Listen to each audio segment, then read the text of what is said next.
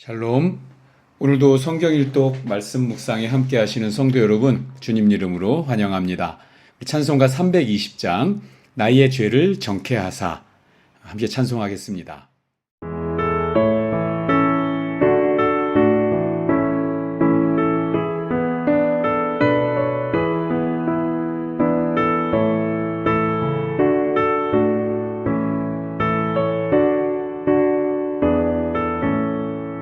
나의 죄를 정케하사 주의 일꾼 삼으신 구세주의 넓은 사랑 항상 찬송합니다.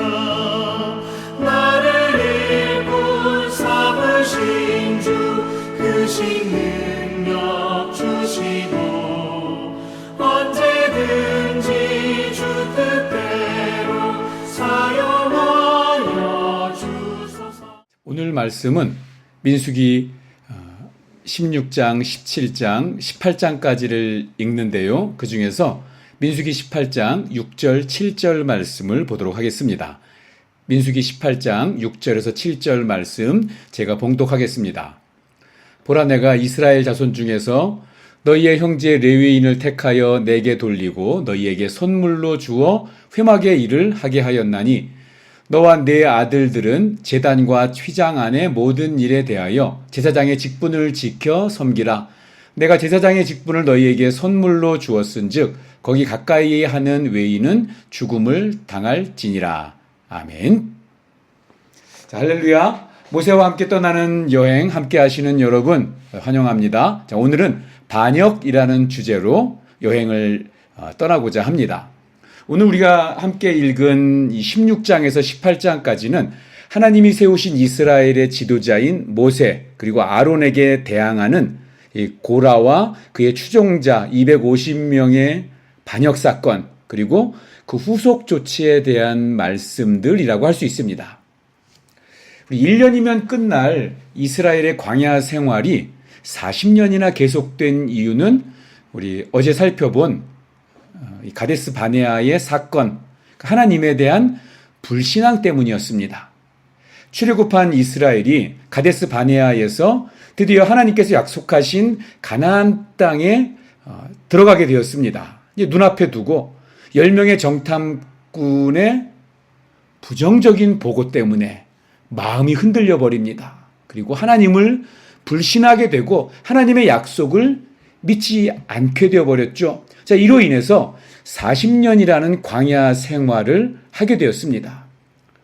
이제 40년의 광야 생활이 결정된 상황에서 이스라엘은 이 광야 생활을 통해서 이제 자기들의 잘못을 돌이키면서 하나님을 바라보고 하나님 말씀에도 또 충실하게 순종할 것을 다짐했어야 했습니다. 자, 그런데 고라와 다돈과 이 아비람의 무리가 반역을 하고 말았습니다. 이 표면적으로는 모세와 아론에 대한 반역이었지만 그것은 하나님에 대한 반역이었습니다. 우선 16장 3절에 보면 고라가 또 그의 무리들의 이 주장을 볼 수 있는데요. 온 회중이 다 거룩하고 하나님이 그들 가운데 함께 계시니까 모든 이스라엘 백성이 다 동등하게 하나님 앞으로 가까이 나아갈 수 있다는 것입니다. 그러면서 고라와 그의 무리들은 모세와 아론이 하나님과의 관계를 독점하고 그들만 하나님과 가까이 있는 것처럼 하면서 자기들만 높은 척하고 하는 그리고 특권을 누리고 있다고 이렇게 지적하면서 그 특권을 나누어 가져야 된다고 요구합니다. 이러한 고라와 그의 추종자들의 주장은 이스라엘 백성 모두 거룩해야 한다는 이 말씀을 반복적으로 율법에 이야기해 준 것에 근거한 것입니다. 어떻게 보면 아주 합당한 주장처럼 들릴 수 있죠. 우리가 레위기를 살펴보면서 계속 난 너희 하나님이고 내가 거룩한 것처럼 너희도 거룩하라 이 말씀을 계속 주셨으니까 우리도 거룩하다 이렇게 말하는 것이 주장하는 것이 타당해 보입니다. 그런데 사실 이 고라의 문제는 자기에게 주어진 역할에 대한 불만이었습니다. 고라가 털어놓은 그 내용 중에는 너도 나도 다 같은 레위 사람인데 왜 너만 특정한 일을 할 수 있느냐라고 하는 이 아론과 그의 가족들에 대한 시기가 깔려 있습니다. 하나님은 백성들에게 거룩함을 요구하셨지만 또한 하나님께서는 제사장과 레위인의 역할을 엄격하게 구분하고 계셨습니다. 다 같이 거룩한 하나님의 백성이지만 그들의 역할과 책임을 분명히 다르다는 것을 하나님이 반복적으로 말씀해 주셨습니다. 무엇보다도 그 역할, 그러니까 제사장의 직분을 주신 분이 하나님이시라는 것을 이 고라와 그의 추종자들이 잊고 있었습니다. 이 고라와 그의 추종자들은 거룩이라는 말로 그럴듯하게 포장했지만 사실 그들이 가지고 있는 그들의 관심은 모세와 아론이 가지고 있는 이 지도자로서의 이 권력에 대한 욕심이었습니다. 13절, 14절을 보시면은요, 이 왕의 자리, 그리고 하나님이 약속한 그 재물, 이런 것들을 이 모세가 독점하고 있다고 그런 불만을 이야기하고 있습니다. 그러니까 사실 그게 불만이었던 거죠. 자, 4절 말씀에 보면 모세가 그들의 말을 듣고 어떻게 반응을 합니까? 모세가 그들의 말을 듣고 엎드렸다고 기록하고 있습니다. 여러분, 모세가 왜 그들의 말을 듣자마자 엎드렸을까요? 고라 일당이 두려워서 그 납작 엎드린 것일까요? 아니죠. 모세는 그들의 말이 모세 자신과 또 아론을 공격하는 데서 멈추는 것이 아니라 이건 하나님에 대한 반역이 또다시 시작되었다는 것을 알았기 때문에 이 중보기도의 자세로 하나님 앞에 엎드린 것입니다. 그렇게 하나님 앞에 기도하고 난 모세가 레위 자손인 고라에게 어떻게 말을 합니까? 모세는 이 고라에게 하나님께서 레위 지파를 특별한 지파로 구별하여서 성막에서 하나님을 섬기는 일을 하게 하셨는데 그런 특별한 섬김이 너희에게는 작은 일에 불과하냐. 또 9절과 10절에서 두 번씩이나 되묻고 있습니다. 너희가 하고 있는 이 사역들은 너희가 생각하는 것만큼 그렇게 작은 일, 별 볼 일 없는 일이 아니라 이건 아주 특별한 일이라고 모세가 강조하고 있습니다. 17장에는 아론의 쌍난 지팡이의 유래가 나옵니다. 자, 이것은 16자 사건 이후에 이스라엘 공동체의 질서를 바로 세우기 위한 하나님의 교육입니다. 잘 아시다시피 우리 17장 4절에 나오는 것처럼 하나님의 임재, 즉 하나님과 만나는 장소가 언약궤라고 할 수 있는데요. 그 언약궤 안에는 세 가지 물건이 들어 있었습니다. 십계명이 기록된 두 돌판, 그리고 만나를 담은 금항아리, 그리고 아론의 쌍난 지팡이입니다. 오늘 17장을 통해서 아론의 쌍난 지팡이의 유래를 알 수가 있는데요. 고라 일당 250여 명이 죽고 또 그걸 원망하던 백성들 중에 14,700명이 연병으로 비명행사한 바로 이 자리는 반역과 지금 무질서의 공간이 되어버렸습니다. 이스라엘의 질서를 다시 세우기 위해서 하나님께서는 먼저 원망을 그쳐야 한다고 선언하시면서 12지파 지도자의 지팡이에 이름을 써서 걷게 하십니다. 그리고 그 지팡이를 지성소 언약궤 앞에 두게 하셨습니다. 자, 누가 제일 마음을 졸였을까요? 아마도 대제사장 아론이었을 것입니다. 그럼 불과 얼마 전에 그러니까 민수기 12장에서 그의 누이 미리암과 함께 모세의 권위에 아주 격렬하게 대적을 했었습니다.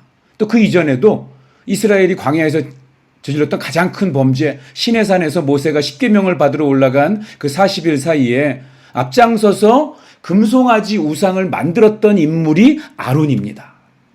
그러므로 아론의 두려움은 나머지 11명의 지팡이 주인들보다 더 심했을 것이 틀림없습니다. 하루가 지나고 긴장 속에서 12개의 지팡이가 모두에게 공개되었습니다. 아론의 지팡이에 하나님의 뜻이 나타났습니다. 8절입니다.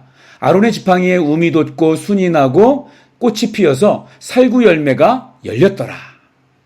이미 말라 죽어 들고 다니던 지팡이에 싹만 난 것이 아니라 하루 사이에 싹이 나고 꽃이 피고 살구 열매까지 열렸으니 이 부인할 수 없는 하나님의 능력입니다. 원어에서는 살구 열매가 아니라 사실은 아몬드 열매입니다. 참고하십시오. 자, 하나님은 반역에 대한 표징을 삼게 하려고 또 하나님 앞에서의 그 질서에 대한 중요성을 이야기해 주시려고 아론의 쌍난 지팡이를 언약궤에 보관하도록 하셨습니다. 여러분, 아론의 권위는 그의 거룩함이나 그의 탁월함이나 또 그의 특권에서 나온 것이 아니었습니다. 그는 부족한 사람이었습니다. 범죄도 저질렀습니다. 연약했습니다. 그럼에도 불구하고 아론의 권위는 하나님이 그에게 맡겨주신 그 사역에서 나온 것입니다. 하나님을 만나는 장소인 언약궤, 이스라엘의 가장 귀한 보물인 언약궤 안에 들어있는 세 가지, 이것은 하나님의 백성됨을 위한 세 가지라고 할 수 있겠습니다. 하나님의 말씀을 상징하는 십계명 두 돌판, 하나님의 보호하심과 채워주심, 또 공급하심, 하나님이 나를 책임지신다는 것을 상징하는 만나, 그리고 하나님의 질서와 하나님이 맡겨주신 사명을 상징하는 아론의 쌍난 지팡이, 이 세 가지는 하나님을 만나고 하나님과 친밀해지는 그런 방법 또는 표징이라고 할 수 있습니다. 자, 18장에서는 구체적으로 제사장 아론의 지위와 여러 가지 규례들 그리고 레위인의 직무에 대해서 말씀하고 있습니다. 제사장들은 자기의 직무를 소홀히 해서는 절대 안 되고 책임을 져야 했습니다. 직무가 중요한 만큼 책임도 컸던 것입니다. 레위인들에게도 마찬가지입니다. 본문 7절을 보면 이 모든 직분은 곧 하나님의 선물입니다. 선물이라고 할 때 우리 받는 이의 노력이나 의지와 상관이 없이 이 선물은 주는 사람의 의지로 진행이 됩니다. 거저 받는 것이 선물이고 그렇기 때문에 그 선물이 크다고 자랑하거나 또 작다고 해서 불평할 수 없습니다.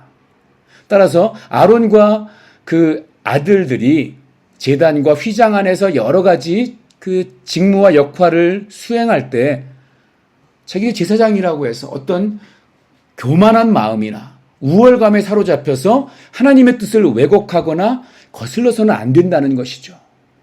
그렇기 때문에 모든 직분자들은 또 교회의 모든 일들을 맡아서 하는 분들은 자신이 맡은 직분이 또 그 역할이 하나님의 선물임을 잊지 말아야 합니다. 사랑하는 여러분, 하나님께서 저와 여러분을 왕 같은 제사장으로 부르셨습니다. 모든 것이 다 하나님께서 은혜로 주신 선물임을 알 때 우리는 교만해질 수 없고 또는 비굴해지거나 부끄러워해서도 안 되는 것입니다. 우리에게 주어진 이 삶의 자리 그리고 맡은 역할을 성실하고 또 신실하게 한 걸음 한 걸음 내어딛는 것입니다. 그럴 때 우리는 우리의 삶 속에서 허락하신 이 하나님의 선물의 참된 가치를 볼 수 있을 것이고 그리고 그런 오늘 우리의 삶이 오늘 나의 사역과 섬김을 통해서 더 아름답게 하나님께 올려드리는 감사가 되어질 것입니다. 기도하겠습니다. 사랑이 많으신 하나님, 하나님의 말씀을 우리에게 주셔서 감사합니다. 오늘 읽은 말씀 가운데서도 우리의 모습을 돌아보게 하시고 하나님의 뜻을 깨닫는 우리가 되게 하여 주시옵소서. 하나님, 고라의 반역과 또 그로 인한 많은 죽음은 뼈아픈 것이었지만 그들의 아픔을 표징으로 삼아서 이스라엘 백성들의 원망을 그치고 이후에 오히려 더 생명의 길, 회복의 길로 인도하시는 그런 하나님을 봅니다. 아론의 지팡이는 역사 속으로 사라져 버렸지만 하나님의 말씀은 영원하시기에 저희는 영원하신 하나님의 말씀을 지켜 행하는 사람이 되어서 하나님을 기쁘시게 하는 믿음으로 살게 하여 주시옵소서. 예수님의 이름으로 기도하옵나이다. 아멘. 오늘 읽으실 말씀은 민수기 16장, 17장, 18장입니다. 오늘도 성경을 읽으시면서 하나님 주시는 은혜를 발견해 가시는 복된 하루 되기를 축복합니다.